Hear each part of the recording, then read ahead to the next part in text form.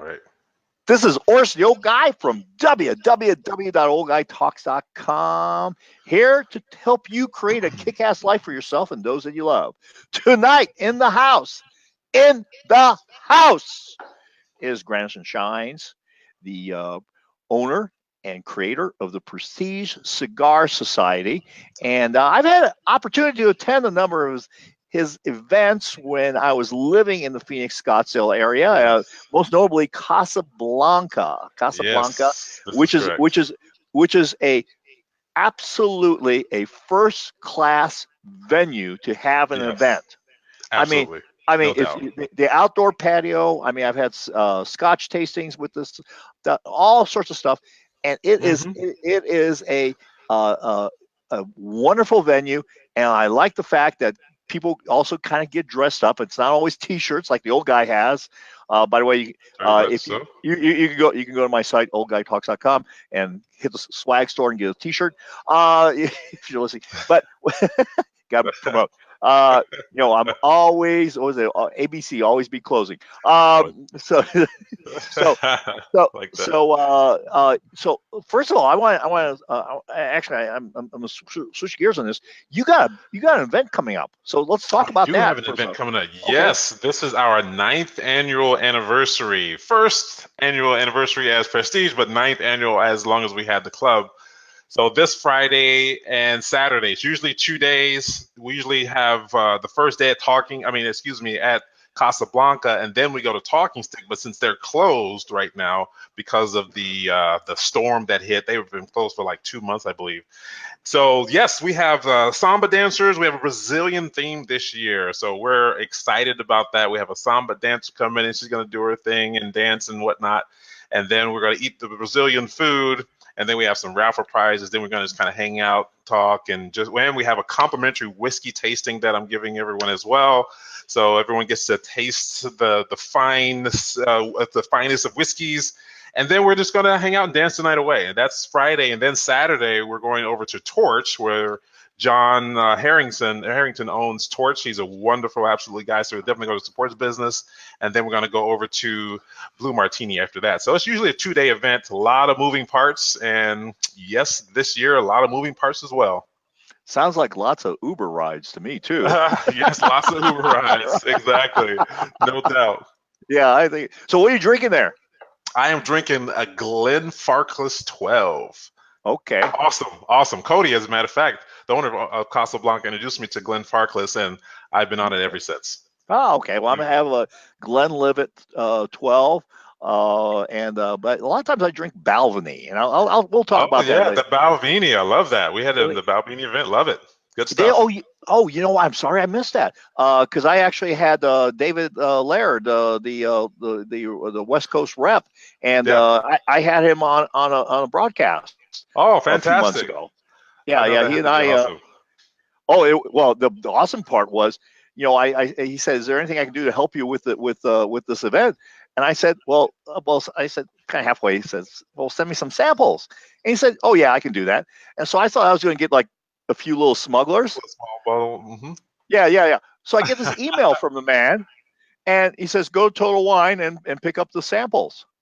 So he sends me three 750 ml bottles, Oh 12 wow. 12 double barrel, and Wow. the Caribbean. I like, whoa, okay. So we did Oh, so yes, so we did a that's virtual taste awesome. testing.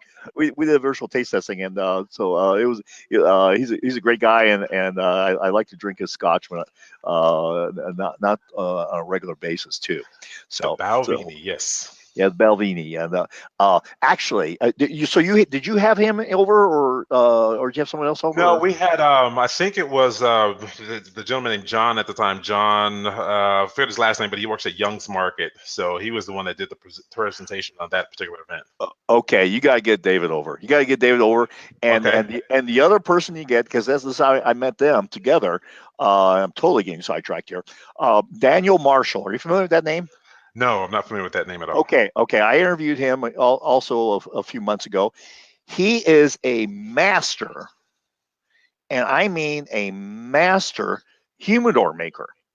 Oh, wow. His clients are like Will Smith, Arnold Schwarzenegger, every president of the United Wow. States, Wow. the king of Wow. Morocco. Like I mean, and his stuff, and he is actually a wonderful guy. He's a very very much of a stand-up guy. I really enjoyed talking to him. I actually talked to him. He and I spoke for about an hour on camera, and then we spoke for about an hour off camera. And Fantastic. for one of your things you really need to uh, get him in. And actually, you know what? David I'll make sure. Marshall. You know what, Daniel Marshall. You know what? Daniel Marshall. Okay. I'm. It's a. I will. I'm gonna make a note here. I will connect you via email. Perfect. That's awesome. Okay. Okay. And because I met him at. They were both doing a program together at Churchill's. Okay.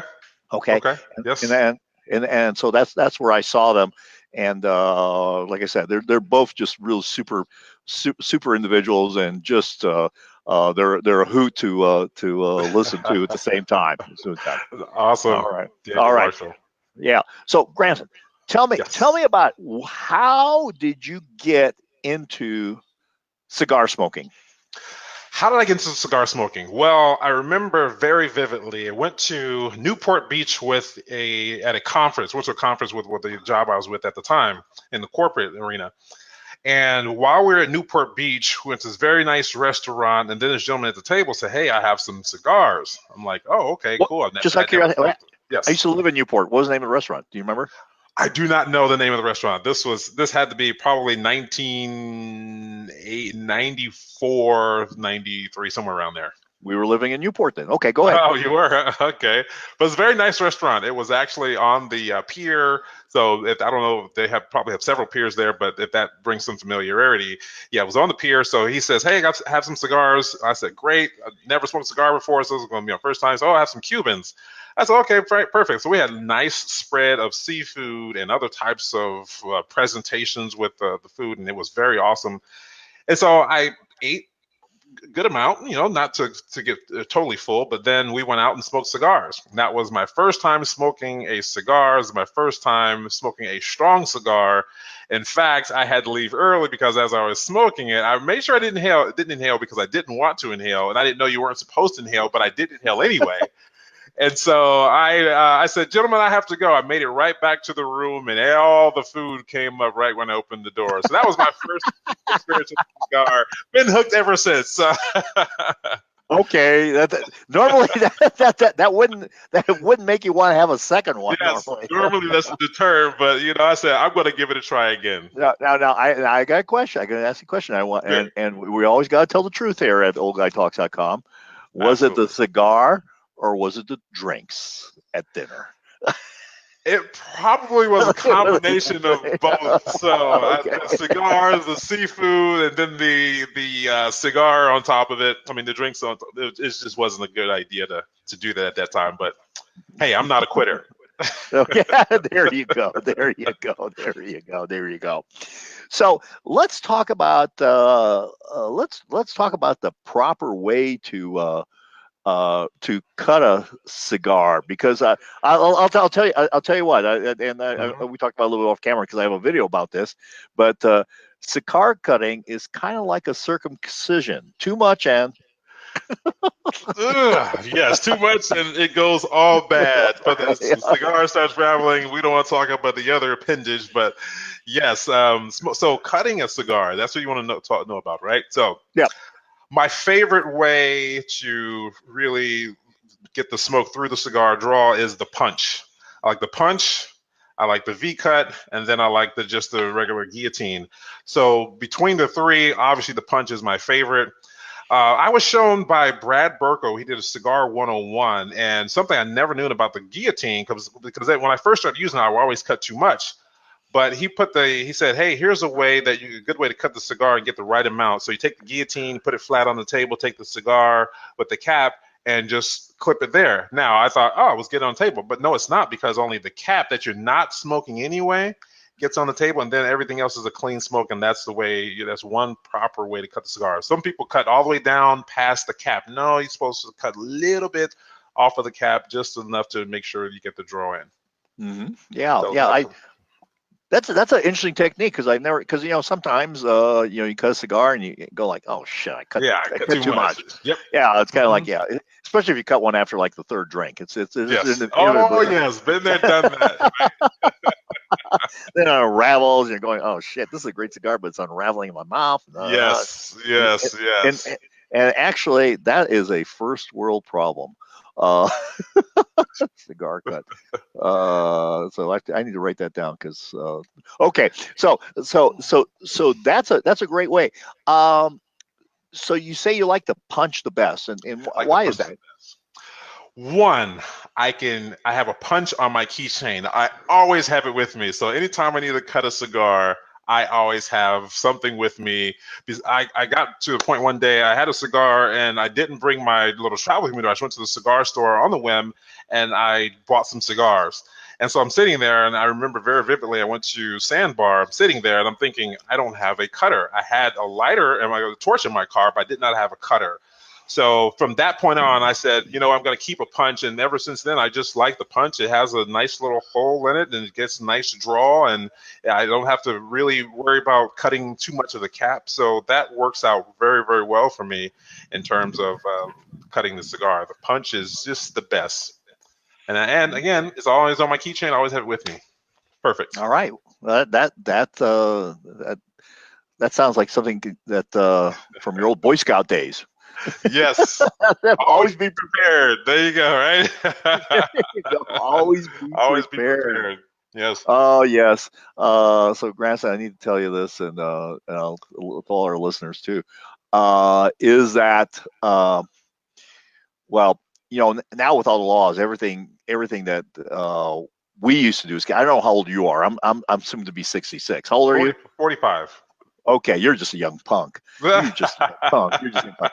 But everything that I used to do when I was in my, let's say from 8 to 16 is now a felony. Oh wow. Yeah. Well, I mean, everything's now a felony.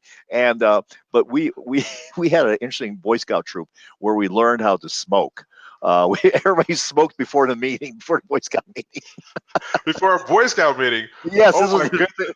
We were the bad boy. We were the bad boy wow. troops. Oh yeah, yeah. We had lots bad of. Boy Scouts. We had the bad boy. There probably is a movie there, but yeah, there's lots of stuff that happened that literally, now in the days of cameras and everything else, that there'd be child protective services and everything else. Yeah. So would be there, but somehow we survived. I think it's a little Darwin principle that helped us through here. That's awesome. Darwin principle like that. So let's talk about how about lighting the cigar. Let's talk about lighting the cigar. Lighting the cigar, yes. Torch, always like a torch. I always like I don't like a soft flame too much because it takes a little bit more to really toast the foot of the cigar. So the torch, I make sure I just toast it, give it a few seconds, give it a few whirls, blow out before I inhale. Then I torch it again. Then I inhale and have that nice ember all the way around the foot of the cigar. So that's the way you really light a cigar. Got to make sure you toast it just right. Make sure it's all nice and black. Sometimes I'm at a location and they'll light my cigar for me and they'll just continue to toast it until it's almost lit. Now that may use a lot of flame and a lot of the fuel inside the torch, but the nice little black all the way around and then just blow out and then inhale and torch it. So explain just a little bit more about what toasting is. It's okay. Yeah. So toasting is when you take the foot of the cigar, you take the lighter or the torch, and you just make sure the part that you light of the cigar, you want to make sure you go all the way around, even the edges of the cigar. Yes, so there you go, right there with the flame, all the way around the edges, and in the middle, just to make sure that it's nice and black.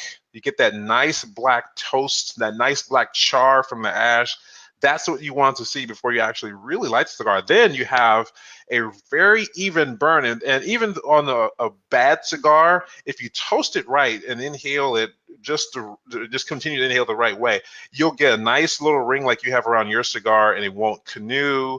and it will just burn very even. I love it when a cigar burns even though there's one cigar I have, I mean, that type, I love the cigar, but it always canoes on me. I don't know what it is. I make sure I toast it every time just right. Yeah. You use a word I'm not familiar with. Canoe? Canoe, yeah, that's when the cigar burns uneven. It'll burn on one side, but it won't burn on the other, right? And there's a certain Okay. way, if it canoes that way, certain way you can roll the cigar, kind of burn, to kind of get it all even, then burn the excess of the leaf, the binder, the wrapper, and the filler, all three leaves. Just kind of toast it off and kind of go to kind of roll it again, and then you'll have a nice round burn after it canoes, and then you can pretty much start all over, and hopefully it won't canoe again this time. All But that's right. when it All burns right. uneven. I'm sure you had a cigar that burns uneven at some point in Oh time. yeah. Yeah, it does. And it's kind of like you go like, and I'm a little bit OCD, so it drives me nuts. It really Oh, it drives me drives me nuts. crazy too. Yes, Yeah, yeah, exactly. yeah. So There's one cigar that I have that I won't name the brand, but there's one brand every single time it always canoes, and I always get away from it for about 6 months, and then I'll come back and see if another batch or something like that. But this one cigar always canoes, and it pisses me off because it tastes great. Tastes great, but hey, what do you do? All right, all right.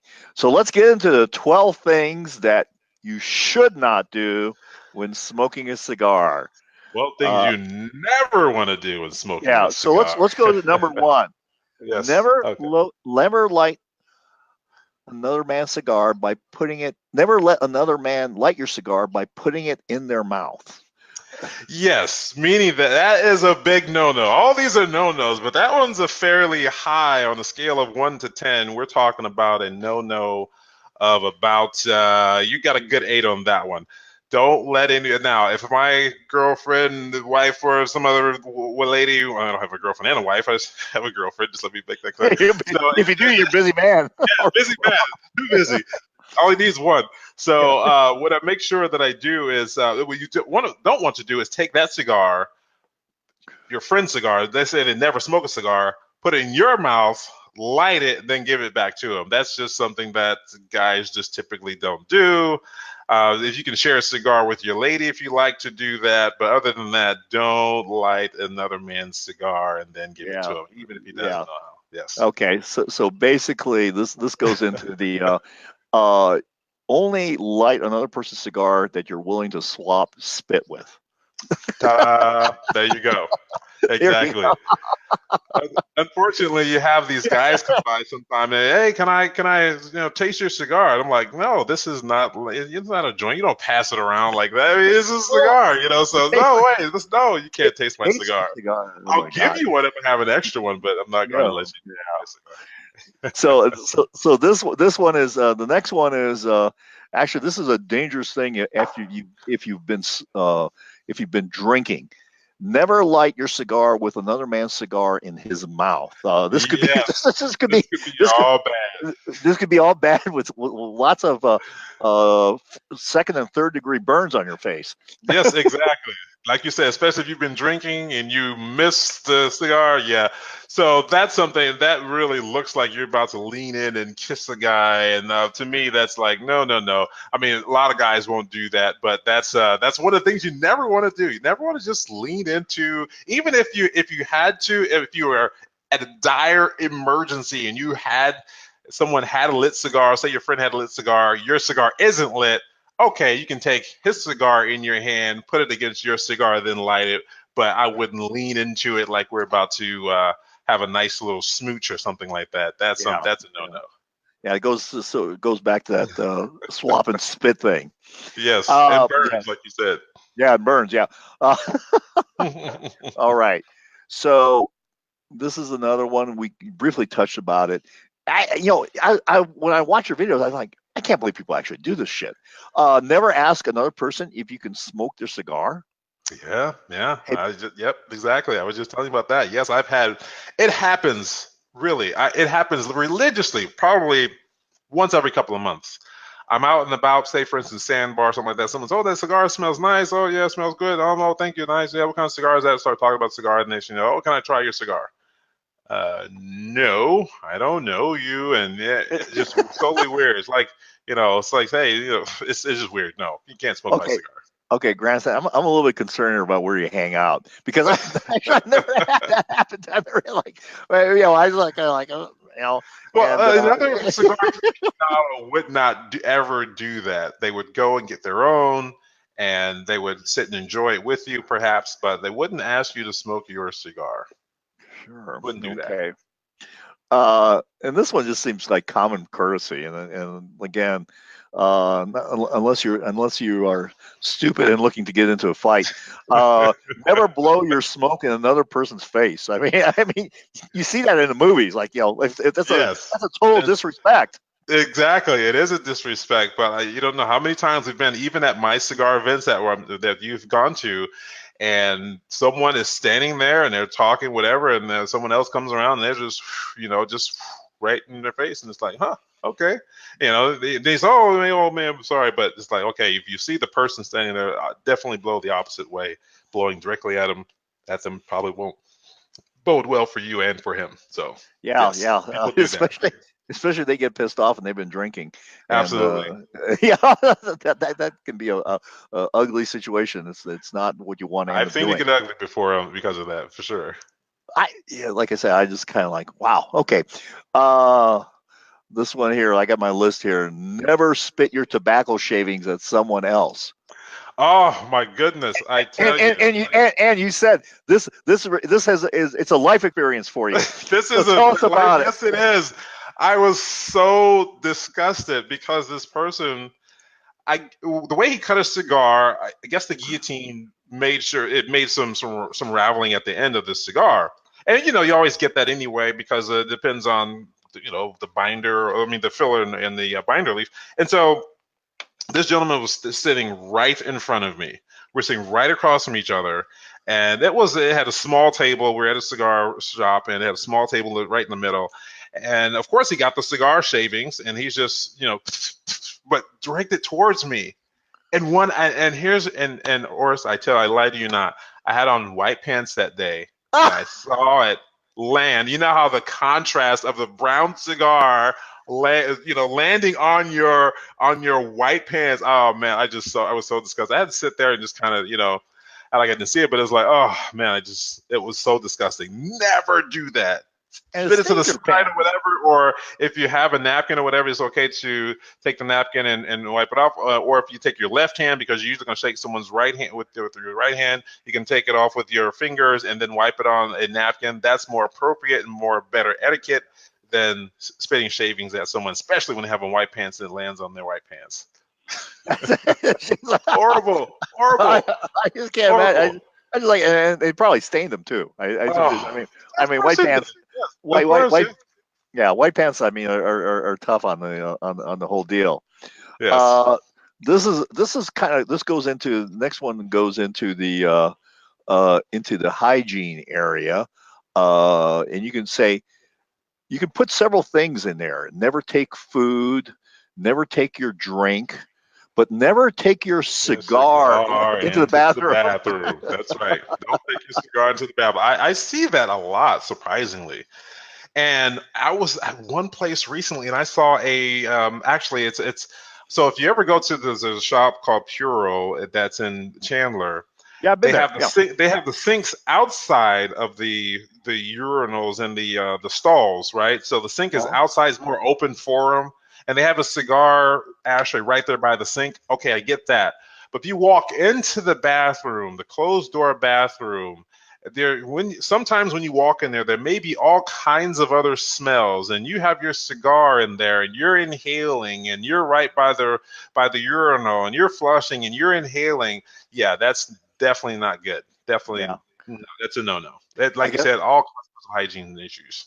Yeah, I mean, I guess people aren't familiar with the process of osmosis. Uh, No, a no, little, I guess they're a little, not. a little Mr. Science here, a little Mr. Science Yes, going exactly. on. So, and then never share your cigar. It's hey, dude, it's not a joint. Not a joint. No puff puff pass here. Yeah, This is my cigar, If I have an extra one, usually I will offer them one. And I try to usually keep a couple of cheaper cigars with me if I'm going to go out somewhere because someone wants to try something new. And you're not going to get, I've learned my lesson throughout the years. I'm not going to give you a good cigar and have you smoke 1/16 of that cigar. And next thing you know, you're dapping it out like it's a cigarette and the cigar is wasted. You're smashing it and my cigar is gone. So I had experience with that a couple of times. I said, no, no, no. So I'll keep some cheap cigars, a couple bucks here and there, everyday smokes. Here, try this one here, a little small Robusto, and you're good to go. If you like it, great. If not, then no harm, no foul. If you really want to be mean, you give them a Swisher Sweet. That is just mean. Yes, it is. Take one out from your humidor, your travel humidor. Here's a Swisher Sweet. It's like, wait a minute. Yeah, that would be. I will keep that one in my back pocket. Next thing you know, you can put some Swisher Sweets in your yes, traveling exactly. humidor. Traveling humidor. So I've never blow smoke through your nose. Yes. The only way you do that is if you're cigar tasting. If your cigar tasting is called retrohaling. Other than that, it's not like it's a cigarette. And I saw one guy, and he had a habit. He used to smoke cigarettes, and he would just continue to blow it through his nose, blow it through your nose. It's like, oh, you taste it on your palate. Again, retrohaling is something totally, totally different. If you're tasting it, and it's almost like wine tasting. You wine taste it. You want to get it through the olfactory bulbs, right in the nose. Other than that, it's more about inhaling within the mouth, holding it there, tasting it, and then blowing it out. Right. And when we say inhaling, we're not talking about into your lungs. We're talking about. We're not talking about into the lung. We're talking about just into the mouth, right? Tasting it and then blowing it out, just like you're doing right now. Exactly. Yeah. Okay. Yes. All right. And this retrohaling, I've never was familiar with that. Can you tell just a little more time on that. So you yeah. So yeah. So I'm sorry. Go ahead. No, go ahead, please. If you're going to taste a cigar and you really want to taste it, and this is how sometimes the gentlemen or gentlemen who are talking about a cigar and getting on into the different flavors of the cigar. Oh, I taste macadamia, I taste some pepper, I taste some spaghetti, I taste some ragu, all that kind of stuff, right? So kidding, but anyway, so when you inhale and to retrohale is to bring it out through the nose, and what it does is it brings into the olfactory bulbs when you have and it accentuates the taste, and then you have a little bit more. You can kind of taste it within the mouth as well, but it brings the sensories with the taste and the smell into the experience of the cigar, and that's what retrohaling is when you're cigar tasting. Oh wow, totally different. Okay. Mm-hmm. So next point here is, and this is so dorky. Never put a cigar behind your ear. Don't even put a pen or pencil. Any coolness factor that you may have had is completely gone. Completely gone. If you put you put the damn cigar behind your ear. I've seen that. I have seen that, or as I'm telling you, I've seen it with people. Swisher Sweets. Okay, I'm gonna give you a pass because you're smoking a Swisher Sweet. But I've seen someone smoking a Robusto or a Churchill, and they're putting it behind the ear, and I'm like, oh no, that's not classy at all. It's not the way you. I mean, there's all the oils going to the cigar behind. It's just all bad. But no, it's not something that you definitely want to make a habit and or do at all. No. I mean, yeah, and if you got like big hair, which I have that problem all the time. Same here, right? Yeah. So if I was to do that, then the mousse that I wear in my hair would just get into the cigar. I'd be smoking mousse.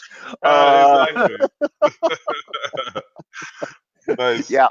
You're just totally uncool. You totally look like some sort of weird motherfucker, and oh gosh, I just can't. I'm just sitting there. I got a visual, some guy with a not even just a pen, but a cigar. I've seen it more than I care to say how many times, but I've seen it, and it's like, wait a minute, look at your cigar after you've done that. You're gonna see the oils that you have all around your head and your skin, because your head's most likely when people have either oil in the hair or oil on their skin. Is more oil in the head, and so there you go. Now your cigar is pretty much ruined. Yeah. Okay. Never flick your ash on the floor. Yes, I've seen one gentleman do that right when he had the cigar ashtray on the side of him and he had it in his opposite hand, but he still flicked the ashes on the floor. Okay, that's not a classy thing you want to do.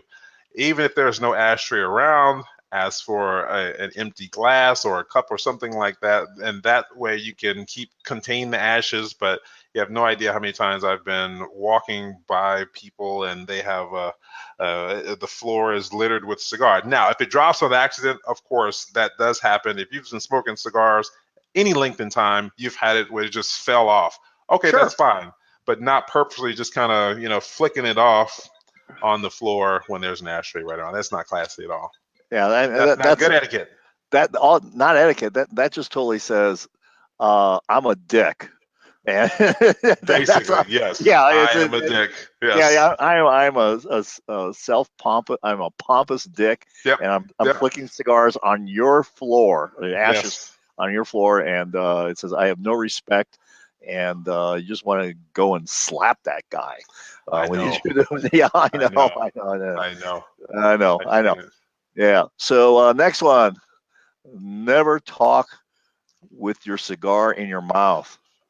Yes. Some people will hold it in their mouth and they're just talking while it's in their mouth and the cigar is flapping all around and talking. It's like, wait a minute, take the cigar out of your mouth, blow the smoke out, and then let's converse. But other than that, it's not appropriate, not good etiquette either. It's like talking with food in your mouth. It's not good etiquette to talk with food in your mouth. Well, it's not good etiquette to talk with a cigar in your mouth. It will definitely shake ashes, break ashes. It'll do everything else. I've seen it happen.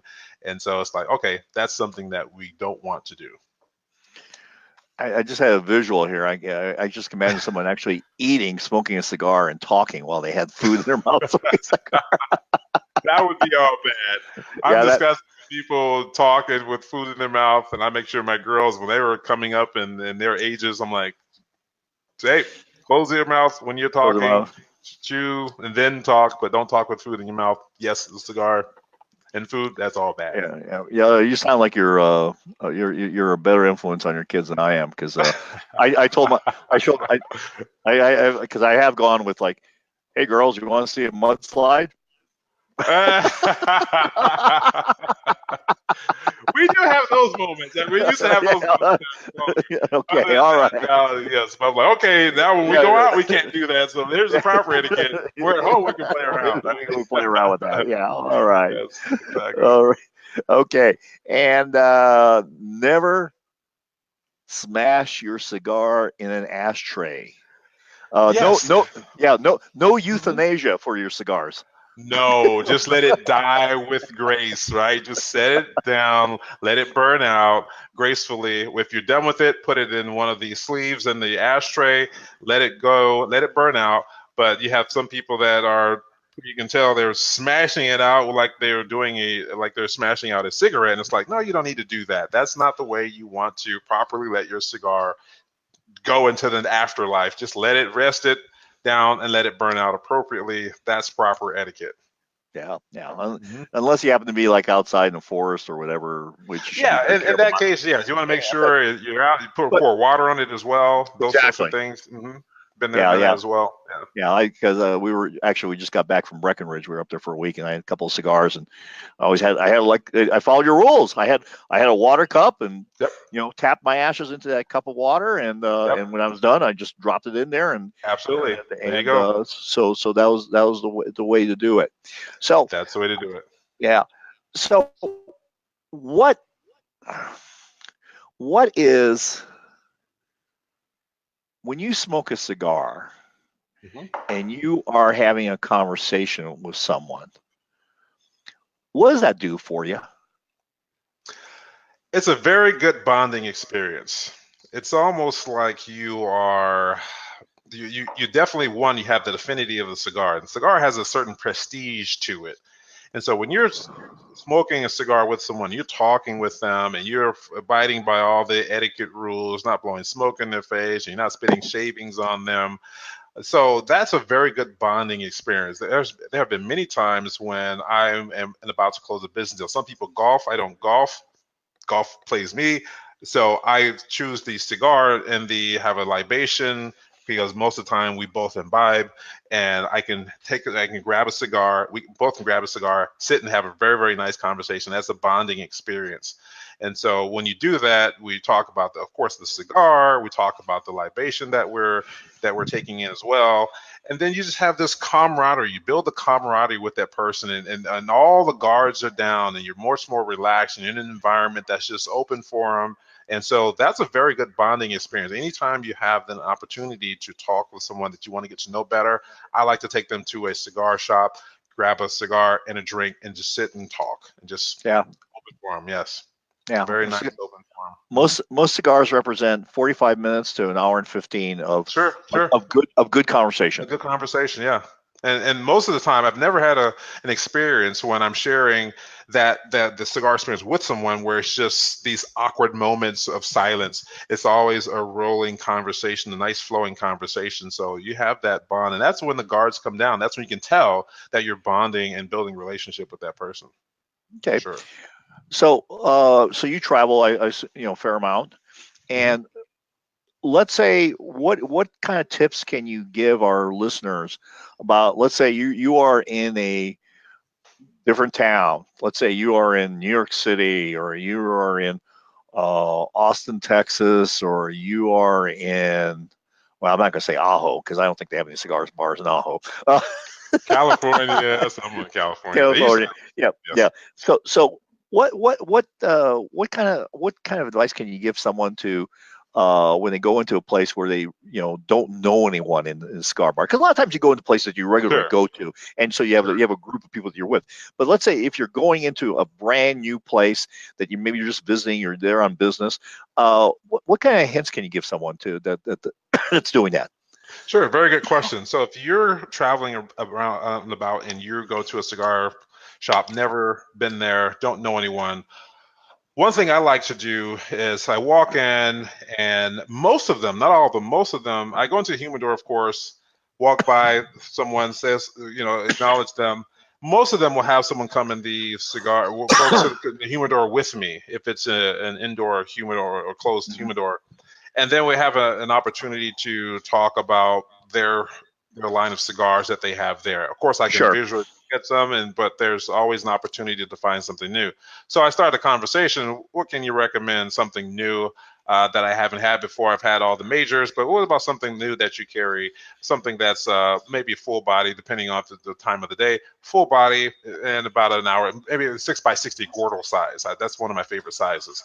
So then that person will have an experience and show me where those cigars are. I grab the cigar, and we always talk about somehow, some way, it always comes about, do I pay now or pay later? Most time it's a pay later. Would you like a drink? Yes, absolutely. Love to have a drink. And so what I like to do is target someone that is in the proximity of where I like to sit, or someone that looks friendly. I mean, you can kind of tell by what they're doing, body language, those sorts of things. And I just go down and sit right down there by them, and I introduce myself. Hey, how are you? My name's Granison Shines. Never been here before. What's a good? Have you ever been here before? Yes, I've been here before. What do you like about this place? Oh, they have a nice line of cigars. They have some good drinks. And then I started opening the conversation by asking open-ended questions, and that's just as simple as that. It's almost like networking when you go into a cigar bar and you've never been there, and you're trying to just fit in with some of the people. Sometimes there's a group here, and they're in little clusters, and if they're in clusters and they're very interactive, I may sit maybe a seat or two over, and that way I'm not too close, and that way I can still have an opportunity to catch eye and, hey, how you doing, that kind of thing, and then it rolls into an extensive conversation oftentimes. Yeah, and then a lot of times they'll invite you over into their group. Yes, exactly. Which I've had that experience. So my perspective is that there is a war on cigar smokers. Mm-hmm. I was in Vancouver 2 years ago for summer, and it was very interesting that you could not even smoke a cigar inside a cigar store. Wow. And when you wanted to buy a cigar in, let's say, outside of a cigar store, it was like you would think you were buying heroin. It was so hard to get. It was just horrible. So what's your perspective on this whole thing about the political correctness of, oh, you shouldn't be smoking, you shouldn't be doing that, shouldn't be doing that. Give me your perspective on that. Absolutely. Very good topic here. I don't like smoking cigarettes. That's just me. I never smoke cigarettes, no affinity to cigarettes at all. I don't like the smell or anything else. Cigars have a totally different prestige to me. Totally different prestige. It's more classy. It has a different taste. I'm sure cigars do as well.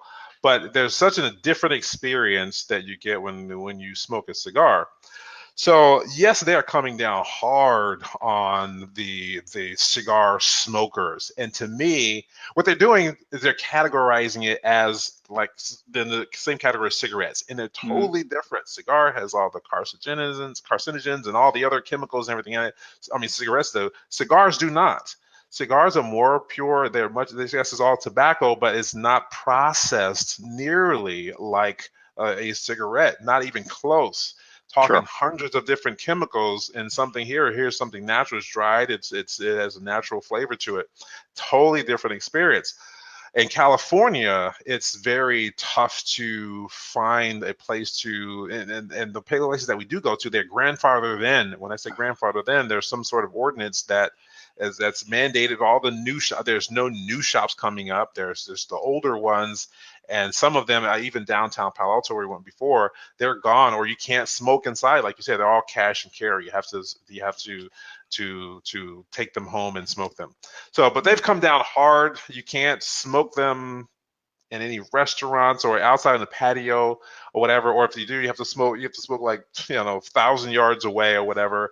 But I don't see it as nearly as intrusive as cigarette smoking. To me, it's just a whole different experience. Some people say, "Oh, the cigar smoke is so much thicker, and we don't want the cigar so much more stronger." Yeah, but okay. If you want to argue that, it depends on the person. That's very much subjective. But other than that, yeah, it's been. I'm totally against it because I'm a cigar smoker, but it's just one of those things that it's. I hope it lightens up. The CRA, Cigar Rights of America, they have a very strong presence, and they've been lobbying and they've been really pushing back on a lot of different ordinances that have been trying to come down. So thank God for those guys, and I do support them. So hopefully I answered your question there, but it's been quite an experience, especially in different states. Yeah, I went to we were in Los Angeles a while back, and we went to a great little cigar store. I wish I could remember the name of it, but I think it was on 4th Street, but it was in downtown Los Angeles. It was just a perfect environment to have a cigar. We actually went to see the last UFC fight there, and nice. and it was and then we wanted to go one cigar bar, and one of the people with us had cargo pants on, and they wouldn't let him. It's like, and it was it was my friend's son, and I said, well, we can just leave Jake outside. Just leave him outside. Just leave him outside. He's a college. He's a young punk. He can just stand outside here for a while. While we go inside. No, we found another cigar. We found another cigar place. So, Granison, I totally enjoyed this time. I really appreciate you coming on. Likewise, thank you. On oldguytalk.com, yes. And we'll have to have you back on, and especially if you got like weird stories. I mean, some of the stuff that you tell me you've seen, I was like, oh yeah, whoa. I've had some weird experiences. Yeah. Things that you wouldn't think would happen. So I'm going to keep an eye on weird stories, and I'm going to email you and say, hey, I got one for you. All right. Sounds good. Sounds good. Perfect. All right. Well, folks, that's all we got for tonight. This is Urs, the old guy from www.oldguytalks.com. If you have not already opted in, what are you waiting for?